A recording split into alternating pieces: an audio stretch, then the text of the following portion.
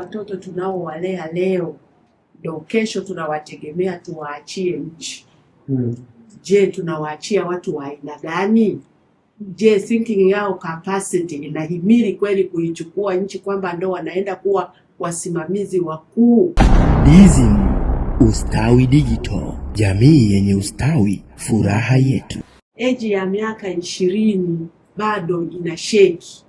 Yaani watoto wa miaka 20 kwa sasa hivi 17 kushuka chini kimaadili bado wanasheki, lakini hawajasheki kama wao wenyewe, wamesheki kutokana na ulezi wetu. Sasa hivi tuko busy sana. Sasa hivi tunaitafuta sana shilingi ambayo hata unaitafuta hakuna atakaye kuja kuitumia, kwa sababu kama watoto wetu hatujawalea vizuri, kuna mtu akuja kuitumia hamna, itawaharibu.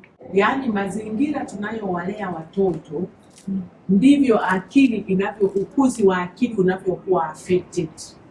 Yaani mazingira yanamold mtu mpaka anakuwa katika nature fulani.